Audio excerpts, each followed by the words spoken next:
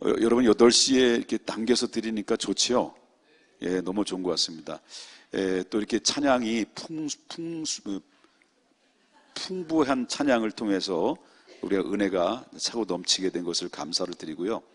제가 볼 때는 뒤에서 하나님 앞에 이렇게 마음의 감동이 왔어요. 하나님 이렇게 허락하실 거라는 확신이 온 게 뭐냐면, 우리가 다음 세대와 젊은이들을 포커스를 맞췄지만 하나님 모든 세대를 아우러서 아마 금요 기도회는 소문의 소문이, 평택중앙교회가 소문의 소문이 평택을 넘어서 또 경기도를 넘어서 전 세계 열방까지 이 교회가 넘치게 될 것이라고 저는 믿습니다.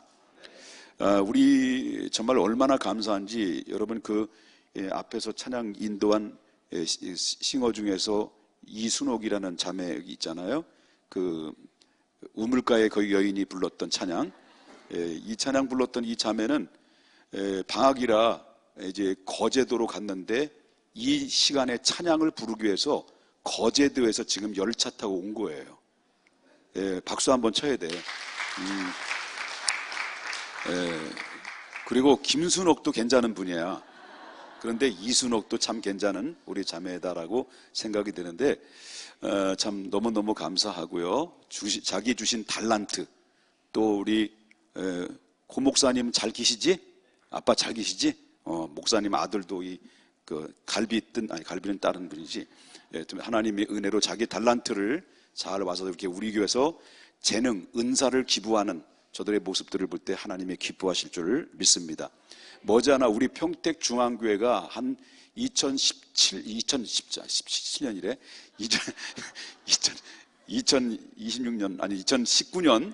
2019년도에는 아마 이 교회가 차고 넘쳐서 금요 기도에 이 자리가 없어서 다 일어서서 예배를 드려야 할 상황이 이르게 될 거라고 생각이 됩니다. 하나님이 놀라운 그런 역사들이 임하게 될 줄 믿습니다. 너무 잔소리가 길어서 죄송하고요. 자, 오늘 어떤 말씀을 증거하냐면, 아침에 새벽마다 특별 작정 기도회를 3일 동안 했는데, 특별 작정 기도회 때 전달됐던 말씀을 오늘은 총정리해서 말씀을 간략하게 요약해서 성경 전체를 여러분들에게 알려드리려고 합니다.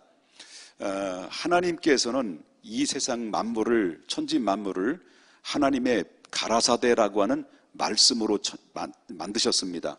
하나님이 천지를 창조하실 때 하나님의 말씀으로 천지를 창조하셨고요.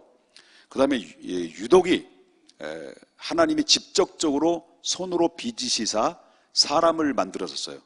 모든 창조물들은 하나님의 말씀으로 창조를 했는데, 사람만큼 하나님이 직접적으로 하나님의 작품으로 만드셨습니다.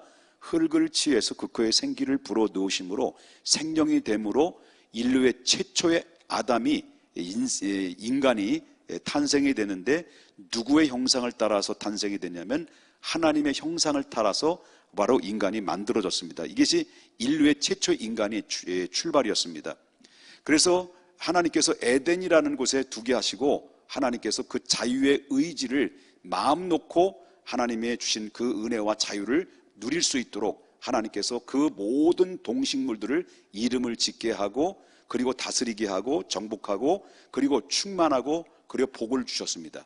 그 에덴 동산 안에서 그들은 자유롭게 살 수 있지만, 그러나 자원하는 자유의 의지로, 자원하는 마음으로 하나님을 섬기고 하나님을 예배하고 하나님께 영광을 돌리도록 인간을 만드셨던 거죠.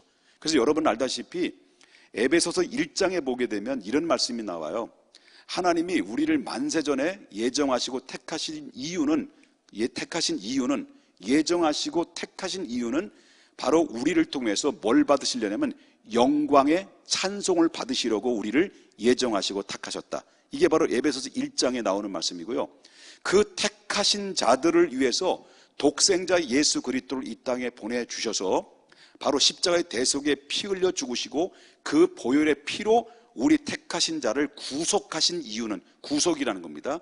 구속이죠. 구속하신 이유는 두 번째도 역시 영광의 찬송을 받으시려고 하나님이 우리를 그렇게 택하시고 그리스도 안에서 우리를 구속하셨다라고 하는 거죠. 그 다음에 이 구속한 우리들을 주님 나라 갈 때까지 주님 나라 갈 때까지 성령으로 그 구속된 자들을 인을 쳐서 고장나고 병들어도 그를 견인해서 하나님 나라까지 가게 하시는 성령의 인을 치게 하신 이유도 바로 뭐냐면 그것도 영광의 찬송을 받으시려고. 그래서 택하신 것도 찬송을 받으시려고, 이 영광이죠. 영광 받으시려고. 그리고 구속하신 것도 영광을 받으시려고, 우리를 성령으로 인을 치셔서 우리를 당신의 백성으로 끝까지 이끌어 가시는 것도, 우리를 인을 쳐서 이끌어 가시는 것도 찬송의 영광을 받으시려고 하나님께서 삼위일체 하나님은 모두가 우리를 택하고 구속하고 그리고 인을 친 이유는 바로 영광의 찬송을 받으시려고. 누구를 통해서? 우리를 통해서. 어떤 마음으로? 하나님이 우리 인간에게 주어진 자유의 의지로, 자원하는 마음으로 하나님께 영광을 돌리도록 인간을 만드셨는데, 인간이 그 자유의 의지를 어떻습니까? 하나님의 영광을 돌리는 돌려야 되는 그 돌리는 결국 어떻습니까? 죄를 짓는 데 사용함으로 하나님과의 언약이 깨지게 되면서 하나님의 형상이 파괴되고 인간관계가 바로 파괴가 됨으로 말미암아 결국 하나님께로부터 에덴 동산에서 추방을 당하게 되죠. 이게 바로 뭐냐면 공의적 심판의 결과다라고 하는 것이죠. 그래서 하나님은 사랑하시는 것이 신학에 가면, 신학교를 가면 하나님의 속성에 대한 이것을 배워요. 공유적 속성과 비공유적 속성에 대해서 배우는데, 그런데 하나님의 속성 중에는요 여러 가지 속성들이 있지만은, 그러나 대표적인 속성 중에서 하나님이 특별하게 유달리 사랑하시는 세 가지의 사랑이 있습니다. 세 가지의 사랑이 바로 뭐냐면, 첫 번째는 하나님은 공의를 공의를 사랑한다는 거예요. 하나님 안에는 뭐가 있다는 거예요? 공의가 있다는 거예요. 절대로 죄를 용납할 수 없어요. 그렇기 때문에 하나님은 공의로우신 분이기 때문에 죄인이 하나님 앞에 서게 되면 절대로 하나님 앞에서 살아남을 수가 없는 거예요. 왜? 그 공의 앞에 죄가 쓰면 그 공의는 우리를 향해서 공격이 들어오게 돼 있어요. 그렇기 때문에 하나님은 공의로우신 분이에요. 그 다음에 두 번째는요, 하나님 안에는 뭐가 있냐면 사랑이라는 게 있어요.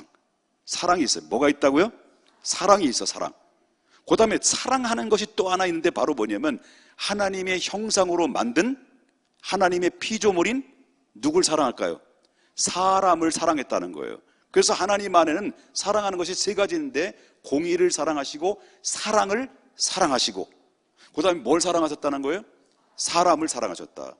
그렇기 때문에 인간이 하나님 형상 닮은 인간이 죄를 지음으로 말미암아 결국 어떻습니까? 공의의 심판을 받아서 에덴 동산에서 추방당했지만 한편으로 하나님께서 이 죄를 인해서 추방당한 그 사람을 공의적 심판으로 심판해서 에덴 동산에 추방시켰지만은, 하나님은 그 추방시킨 그 인간을 향해서 뭐가 또 발동이 돼요? 사랑이라는 게 발동이 돼서 결국 어떻습니까? 에덴 동산에서 추방되자마자 하나님이 그들에게, 아담에게 뭘 주셨냐면 원시의 복음을 주셨어요. 원시의 복음. 이 원시의 복음을 창세기 3장 15절에 나오는 말씀이에요. 믿습니까?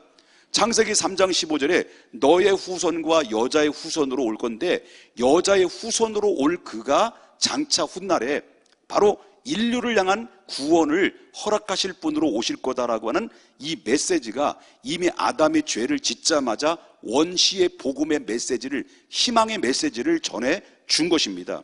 그렇기 때문에 여러분 물어보겠습니다. 하나님이 한번 정하시고 말씀으로 선포된 것은 성취하셨습니까? 안 하셨습니까? 성취하셨어요. 하나도 하나님 말씀으로 선포된 것은 하나도 이루지 않은 것이 없을 만큼 선포된 하나님의 말씀은 결국 0.001에도 오차 범위 없이 다 이루시고 성취하신 거예요. 언약을 성취하신 분이에요. 그런데 바로 뭐냐면 그 언약으로 두 가지를 성취하셨는데, 두 가지가 바로 뭐냐면 인간은 죄를 지면 죽는다라는 심판. 그러나 하나님께서 이 죄인을 바로 구원하려고는 하나님의 약속을 또 하나님 주셔서, 이게 바로 사랑으로 하나님 희망의 메시지, 복음의 메시지를 그들에게 전달한 거죠. 그래서 결국 인간이 죄를 짐으로 바로 심판에 이를 수밖에 없는 이 문제를 하나님이 이미 창세기부터 원시복음을 제시함으로 말미암아 프로젝트를 쫙 펼쳐지게 되는데, 그 계획 속에서 차곡차곡 하나님이 이루어 나가시는 모습들을 그 창세기를 통해서 발견하게 됩니다. 그래서 아담과 하와가 에덴에서 추방당하고 서로 잉태해서 아들들을 낳는데, 그 성경에 나오는 대표적인 아들이 두 인류의 대표가 누굴까요? 가인과 아벨이었습니다. 그 가인이 그 죄를 짐으로 말미암아 아담과 하와가 죄를 진 가운데서 그 자녀가 난 가인이 바로 누구를 죽인 거예요? 아벨을 돌로서 쳐 죽인 거예요. 그래서 인류의 최초의 살인 사건이 아담의 후손인 바로 자식에 의해서 살인 사건이 그 즉시에서 반응을 보여줬다는 거죠. 하나님께 버림받았고 하나님을 떠난 인간이 결국 그 뭡니까? 결국 죄에서 자유로울 수 없기 때문에 그 죄의 결과물이 최초의 살인 사건으로 말미암아 가인이 아벨을 죽이는 사건이 인류의 역사 속에서 들어갔다는 거죠. 그 이후로부터 인류는 계속 죽였어요. 그래서 여러분 보십시오. 바로 가인의, 여러분 창세기 4장에 보게 되면 가인의 족보가 나와요. 이 가인의 살인범 가인의 족보를, 그 후손들을 보게 되면 사람들을 엄청나게 많이 죽이는 살인 사건들이 거기에 간접적으로 다 비춰주고 있다는 것을 보게 됩니다. 얼마나 악랄한 사람들이 그 모든 세상으로 편만하게 그 모든 세상으로 번져나가는 악의 습성들이 모든 세상 속으로 흘러나가는 모습들을 볼 수 있겠죠. 그런데 그 가운데서 하나님이 인간을 구원하시기 위해서 하나님이 아벨을 죽었지만 하나님이 아담과 하와가 다시 동침함에 그 아벨을 대신할 믿음의 계보, 하나님의 약속을 성취하시기 위해서 계획하셨던 믿음의 계보를 바로 아벨 대신에 누구를 다시 낳게 하셨어요? 셋이라고 하는 아들을 대신 낳게 했어요. 그래서 여러분 창세기 5장에 보면 뭐가 나오냐면 4장에 보면 가인의 족보가 나오는데 그 5장에 나가면요 누구의 족보로 이야기하냐면 아담의 족보를 쭉 이야기해요. 계보. 근데 놀라운 사실은 그 아담의 계보 속에 누가 빠졌느냐? 가인이 빠졌어요. 그 대신 누가 들어갔어요? 셋이 들어갔어요. 그래서 이 아담의 계보를 통해서, 다시 말한다면 아담이 그 다음에 셋을 통해서 쭉쭉쭉 내려오면서 하나님의 계보를 맥락을 이어 나오는데, 그 계보 속에 누가 들어있냐면 여러분 알다시피 300년 동안 하나님과 동행하다가 죽음을 보지 않고 그대로 살아있는 상태 속에서 하나님이 그를 끌려오라서 하나님 나라 보낸 사람이 누구예요? 에녹이라는 사람이죠. 그 에녹 시대는 가인의 후손들과 에녹 시대들이 모든 뒤섞여 살았지만 가인의 후손들의 죄의 영향이 바로 그 세상을 막 물밑에서 올라오다 보니까 그때 에녹에 살고 있었던 시대는요 너무너무 죄악이 관영한 시대 속에, 그런 너무너무 죄악이 관영한 시대 속에서 일었었기 때문에 그 죄악의 틈바구니 속에서 에녹이라고 하는 사람은 300년 동안 살아가면서 누구를 외쳤을까요? 무엇을 외쳤을까요? 하나님의 심판받기 이전에, 하나님의 공의의 심판받기 이전에 당신들은 회개하고 하나님 앞에 바로 서라고 하는 하나님의 말씀, 경고의 메시지를 300년 동안 그는 하나님과 동행함으로 말미암아 바로 하나님의 복음을 증거했던 거예요.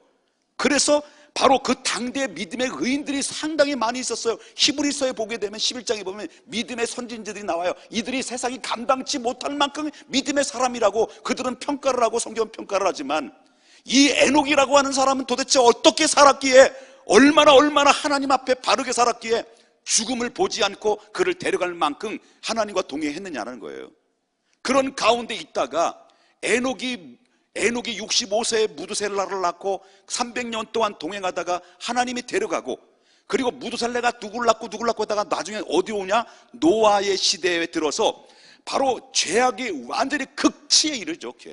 극치에 이르가지고 하나님이 사람을 지으시고 사람을 만드신 거에 대해서 한탄하시고 후회하셔서 결국 하나님께서 물로써 심판을 내리기로 작정을 내리시죠. 그럴 때 그때 당시에 누구를 또 하나님이 세웠습니까? 당대 믿음의 사람이요 의인이요 완전한 사람인 노아를 하나님이 세워서서 바로 이 죄악의 소용돌이 속에서 허우적거릴 수밖에 없는 이 세상 속에서 하나님이 또다시 복음을 들고 복음의 메시지를 들고 누구를 세웠느냐면 노아를 세워서 노아를 통해서 인류에게 경고의 메시지를 전해주죠. 회개하라, 심판이 임하게 될 것이다. 그런데 사람들은 농담으로 여겼어요. 결국 어떻습니까? 인류가 심판을 받고 세상이 완전히 뒤집어지고 천재지변으로 인해서 결국 30주 30냐 40주 40냐 여러분 비가 지면에 임함으로 말미암아 결국은 모든 인류가 결국 죽음을 통해서 물로 심판을 받게 됐어요. 그래서 결국 어떻습니까? 또 다시 생육하고 노아의 시대부터 생육하고 번성하고 땅의 충만함으로 말미암아 또 인류가 다시 시작해서 맥락을 이어져서 하나님께서는 에녹에게 하나님의 계획을 이야기했고 원시의 복음을 이야기했고 그 다음에 노아에게 원시의 복음을 계속 맥락을 이어왔고 그리고 나서 구원받을 그런 길을 열어주셨고 이제는 본격적으로 하나님은 그것을 구체적으로 실현하며 언약을 다시 재정립하실 때가 언제냐 할 때 아브라함 시대 때 와서 아브라함을 부르죠. 여기까지 이해되셨습니까? 아니 목 아파 죽겠네 그냥. 이해되셨으면 아멘 하십시다. 아브라함 때 왔어요. 그래서 아브라함을 불러가지고 너는 본토와 친척과 아비집을 떠나 내게 지시할 땅으로 가라 라고 하시고 나서 내가 너로 인하여 모든 민족이 돌아오게 될 것이고 모든 민족이 복을 받게 될 것이다 라고 하는 하나님의 약속과 공의를 다시 재실현을 하죠. 그래서 결국 어떻습니까? 그 이야기는 너는 불가능한 상태 속이지만 너의 뱃속에서 나올 씨로 인하여 모든 민족이 돌아오게 될 것이다. 하늘을 쳐다봐라. 하늘의 별처럼 땅을 봐라. 바다의 모래알처럼 너의 후손들이 이렇게 창대하게 될 것이다 라는 말은 장차 너의 후손을 통해서 믿음의 계보를 이어지며 그래서 결국 마지막 종국에는 바로 구원자이신 예수 그리스도를 보내서 십자가의 공의의 심판을 그분을 통해서 만족시키고 그 대신 그분이 십자가를 다 순종하여서 못 박혀 죽으시고 그리고 하나님의 공의의 심판을 만족시키시고 그 대신 우리 인류의 죄인된 우리 인류를 구원하시기 위해서 하는 하나님의 구원의 메시지 복음의 기쁨의 소식을 전하기 위해서 하나님이 바로 누구를 아브라함에게 약속을 주어주죠. 그 아브라함이 이삭을 낳습니다. 이삭이 야곱을 낳습니다. 똑같은 언약의 메시지를 그들에게 줍니다. 이걸 가지고 족장시대에 접어들기 시작하면서 족장시대에 이 약속이 주어지고 족장시대가 끝난 다음에 이제는 어디 들어가냐면 이제 바로 광야시대로 들어버립니다. 이 광야시대에서 뭘 받습니까? 그들이 율법을 받아요. 율법시대에 하나님의 말씀을 받고 그 다음에 성막과 율법을 두 가지를 받아요. 두 가지를 받아가지고 성막과 율법을 동시에 받음으로 말미암아 이스라엘 너의 민족은 나의 선한 민족을 택한 받은 민족이다라는 것을 선포하고 선민국가로 세워줌으로 말미암아 그들에게 제사하는 제사법을 알려줘요. 이게 모두 성막이라는 제사법인데 이 성막 안에는 뭐예요? 피 흘림이 없이는 죄 사함을 받을 수 없다라는 것을 보여주는 건데 성막이라고 하는 것은 바로 뭐냐면 모든 희생의 제사가 들어가 있어요. 희생의 제사가 들어있는데 그 희생의 제사의 근본적인 제물은 누구를 지칭하느냐 할 때 그것은 예수 그리스도가 장차 오셔서 이렇게 인류를 향한 희생의 대속에 피 흘려 심판을 받으실 때 그 공의의 심판을 받게 될 것이다 라는 이야기를 바로 이 성막이라는 것을 통해서 알려주신 것이고 그 다음에 율법을 주셨는데 그 율법은 바로 이 율법 앞에서는 모든 죄인은 용서받을 수 없고 이 율법이 우리의 죄라는 것을 알려줌으로 말미암아 이 율법으로 통해서 완성하실 분밖에 모든 희망이 없다. 율법에 완성하실 분은 누구냐? 예수 그리스도밖에 없다라는 것을 율법을 통해서 누구를 알려주는 겁니까? 예수를 알려주고 성막을 통해서 누구를 알려줍니까? 예수를 알려주는 거죠. 그 예수 그리스도와 장차 오셔서 그 일들을 공의의 인간이 받아야 될 죄값을 공의의 심판을 만족시킬 거라는 것을 이미 창세기 때부터 차곡차곡 계획대로 내려오시면서 여러분 이제 그러니까 그렇다는 거예요. 그래서 여러분 이제 성막이 끝난 다음에 가나안에 정착이 되고 그 다음에 통일 왕국 시대가 이루어지죠. 다윗을 통해 통일 왕국 시대가 임하고 통일 왕국 시대가 끝나고 분열 왕국의 시대가 끝나고 그 다음에 어디로 옵니까? 신구약 중간사 400년 공백 기간 있다가 나중에 마지막 선지자 엘리야라고 하는 사람을 하나님이 보내시는데 그 사람이 누구예요? 바로 세례 요한입니다. 세례 요한이에요. 아멘.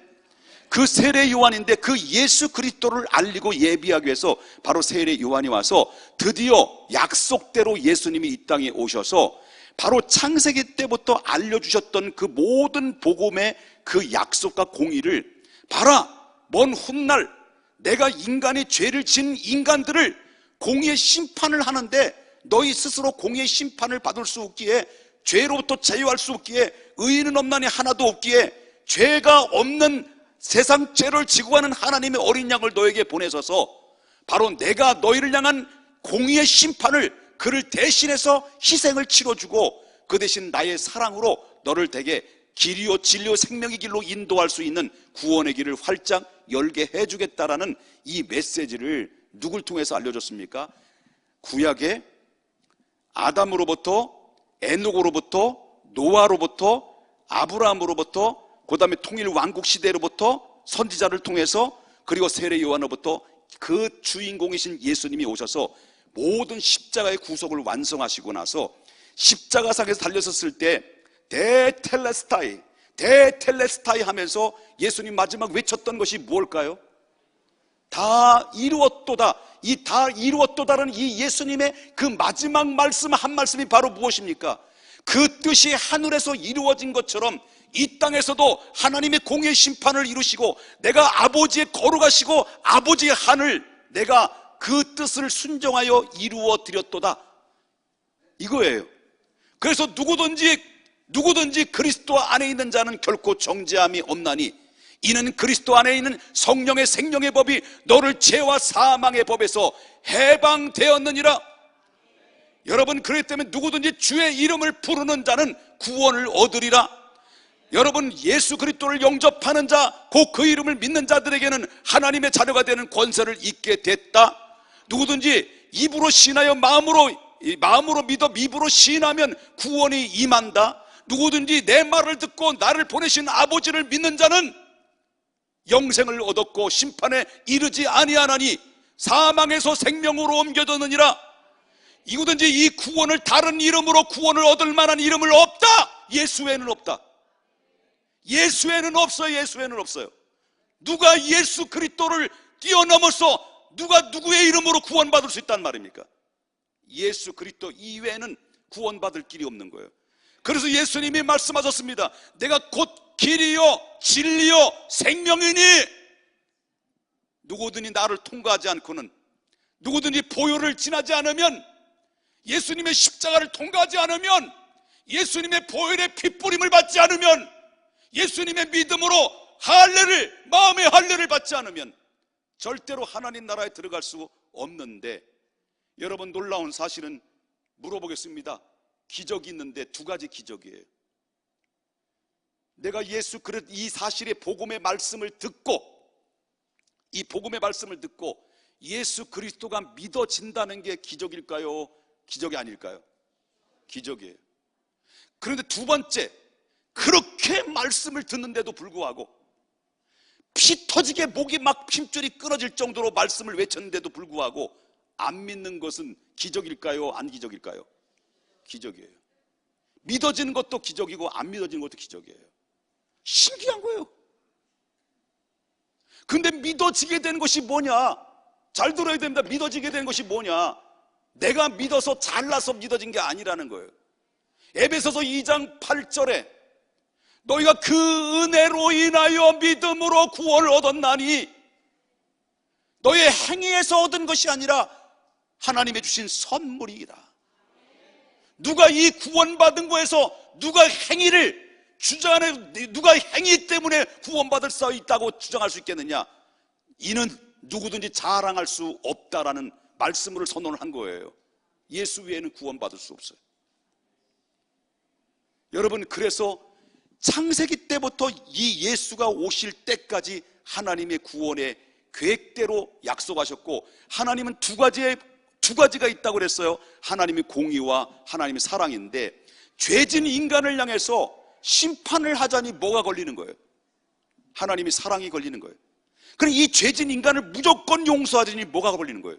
공의가 걸리는 거예요. 그러면 이 인간을 구원하려면 두 가지가 다 만족돼야 돼요. 두 가지가 만족돼야 돼요. 그게 바로 뭐냐면 공의와 사랑이 두 가지 만족돼야 되는데, 이 공의와 사랑은 누구를 통해서 완성하셨느냐?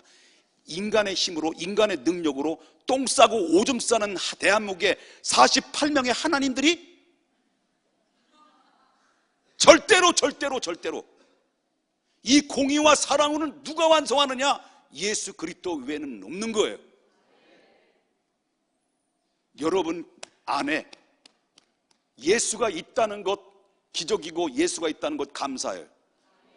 그리고 여러분, 그러면 우리가 물어보겠습니다. 그 은혜로 인하여 구원받아서 하나님의 백성이 됐다는 사실을 믿으십니까? 그렇다면 이 땅에서 엄청난 특권을 우리가 부여받은 사람들이에요. 무슨 특권을 받은 거예요? 하나님의 자녀가 되는 권세. 하나님의 자녀가 되는 권세는요, 권세 중에 어떤 권세냐? 말의 권세를 줬어요. 말의 권세예요. 그렇기 때문에 말의 권세인데, 믿음의 말을 하느냐, 불순종의 말을 하느냐? 믿음과 불순종의 말 한마디 한마디가 밤에는 쥐가 듣고 낮에는 새가 듣지만 밤낮을 가리지 아니하고 들으시는 분이 있는데, 내가 말하는 말에 대해서 누가 들으셔요? 하나님이 들으셔요. 그렇기 때문에 절대로 불평과 불만의 말, 절대 부정적인 말, 남을 비판하고 교회를 무너뜨리는 말, 이 말도 하나님이 들어요. 그래서 이스라엘 백성들이 죄를 졌을 때, 그들이 원망하고, 그리고 하나님을 원망했을 때, 모세를 돌로 쳐서 죽이려고 했을 때, 그들이 우리를 여기서 차라리 애굽으로 가는 게 낫다라고 그들은 불신앙의 말을 했을 때, 하나님은 모세를 통해서 하신 말씀이 뭔 줄 아세요? 내가 내 귀에 들린 대로 너희들을 시행할 것이다. 그래서 그때 당시의 사람들은 애굽에서 그 말을 했던 당시의 1세대들은 다 죽었어요. 갈렙과 여호수아만 살았어요. 왜? 믿음의 말을 했기 때문에. 복 받는 길 달 없어요. 말대로 되는 거예요. 여러분, 안 된다, 못 된다, 난 틀렸다, 나는 개판이다, 여러분, 개판되는 거예요. 개판되는 거예요. 여러분, 말의 권세. 왜 말의 권세느냐? 우리는 하나님의 자녀가 되는 권세를 가진 사람들이기 때문에 그렇다는 거죠. 아멘입니까? 또 한 가지, 우리는 특권을 받은 사람들은 특권만 받은 게 아니라는 거예요. 특권만 받은 게 아니에요. 우리의 뭐가 있어요? 의무가 있어요. 특권만 누리고 의무를 감당하지 않으면 그는 바로 뭐냐면 하나님이 공격이 들어가요. 분명히 내가 감당해야 될 사명이 있는데, 그 특권과 함께 내가 감당해야 될 사명이 있는데 그 사명을 놓으면 하나님 금방 공격이 들어가는 거예요. 결국 어떻습니까? 결국 고난이라는 것이 들어올 수도 있고요, 여러 가지 환난이 들어올 수도 있는 거예요. 왜? 특권만 보고 누리지, 꽃감 빼먹듯이 빼먹지, 내가 하나님 앞에 심지 않고 거두려고 하는 이 공짜 심리가 결국 나를 무너뜨리게 만드는 원인이 된다. 아멘? 그래서 여러분, 내주신 사명 붙들고 살아야 돼요. 그게 바로 뭐냐면 믿음의 지식의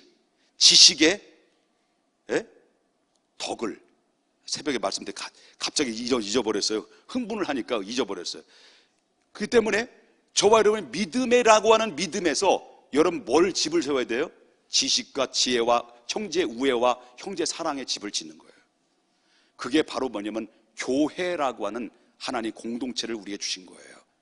교회가 없다면 내 신앙을 지킬 수가 없는 거예요. 그래서 내가 다니는 교회 왜 하나님이 이 평택 중앙교회를 보내주셨느냐라고 하는 겁니다. 여러분, 우리 중앙교회에 오신 것이 하나님의 뜻일까요? 마귀의 뜻일까요? 하나님의 뜻이에요. 여러분, 평택 중앙교회를 보내신 것이 하나님의 뜻일까요? 마귀가 여러분 밀어넣었을까요? 하나님의 뜻이에요. 그렇다면 바로 교회라는 이 공동체는 뭐냐? 교회라는 공동체, 예수님이 십자가에 못 박혀 죽으시고 승천하시고 난 다음에 제자들에게 선포된 말씀이 바로 뭐냐? 베드로에게 선포된 말씀이 뭐냐? 주는 그리스도시요 살아계신 하나님의 아들입니다 라고 고백하는 자들마다, 이 고백하는 사람들이 주 예수의 이름으로 모인 자리가 바로 내 교회를 세우리니 음부의 권세가 침범하지 못하게 될 것이다. 하나님의 교회를 그리스도의 이름으로 영접한 사람들의 이름으로 모여지는 것이 교회인데, 이 교회라는 공동체 속에서 말씀 듣고 은혜 받고 기도하고 응답받고, 여러분 얼마나 이 교회는 어머니 품과 같은 곳에서 마음 놓고 와서 예배드리고 은혜 받는 장소, 은혜를 받아가는 장소, 바로 이 교회를 세워주신 거죠. 그래서 그 이때부터 초대교회는 교회라는 공동체 속에서 모여서 그들은 모이고 기도하고 예배하면서 지금까지 교회가 진행해 온 건데, 교회를 무시한 채 교회를 생활이 된다고 한다면 교회 생활이 될 수 있는 것이 아니고 믿음 생활 될 수 있는 게 아니라는 거예요. 물어볼게요. 혜인이 자매 막 긴장이 되면 앞에서 막 침을 거쳐가다 톡 튕기니까, 제가 앞으로 여기 이 평택 중앙교회 청년 때 말했지만, 청년들에게 말했지만, 평택 중앙교회 제가 여기 남을 시간이 더 많아요? 혜인 자매가 더 남을 시간이 많아요? 시집 가고 딴 데 가면 없잖아. 예?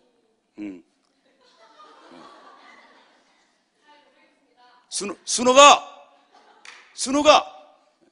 어디 있어? 순호기 대답을 안 하네. 순호기가. 너 평택으로 시집 와라. 자, 말씀 너무 오늘 설교를 간단하게 짧게 하려고 했다가 어디 흥분돼가지고 너무 길게 했는데, 여러분 마지막에는 여러분을 지킬 수 있는, 안식할 수 있는 안식처가 믿음으로 고백된 신앙 고백에서 세워진 교회 아니에요. 여러분들을 끝까지 지켜줄 수 있는 여러분 영원한 안식처는 믿음으로 고백된 여러분의 다니는 평택중앙교회예요. 여러분 다른 데로 이사가서 교회를 다니는 그것도, 그 교회도 여러분 그것이 바로 내가 영원히 함께 해야 될 것이고, 하나님 그 주님 오실 그날 때까지 그 교회를 섬겨야 될 때예요. 그렇기 때문에 중요한 것은 하나님의 교회라고 하는 이 공동체 속에서 세워주셔서 마지막 하나님 나라를, 작은 하나님 나라를 보여주면서 그 하나님 나라를 형성해가는 그 뜻을 내 후대들에게 계속해서 되물려줘서 이 교회를 하나님 앞에 영광스러운 모습으로 바쳐드리는 것이 우리들의 사명이라는 것을 잊어서는 안 되는 것이고요. 그래서 교회는 청소년이 사라진다는 것은 바로 교회는 회개하고 통곡해야 되고 가슴을 찢고 옷을 찢어야 되는 것이 바로 오늘날의 현실이에요. 청소년이 사라진다는 것은 이건 책임이에요. 그렇기 때문에 사랑하는 여러분, 오늘까지 쭉 왔을 때 하나님의 진리의 말씀 믿고 나 한 사람 구원시켜 주시기 위해서 예수 그리스도를 이 땅에 보내시면, 하나님 앞에 이건 내가 그 안에서 구원받았다는 것은 기적이고 하나님의 축복인 것을 믿으셔야 될 줄 믿습니다. 일생 동안 그 은혜 때문에, 그 감사 때문에 주님을 섬기고 주님을 사랑하고 주님께 충성하여서 하나님 앞에 부족함이 없는 사람으로 쓰임받기를 주님의 이름으로 축복합니다. 아멘. 기도하겠습니다.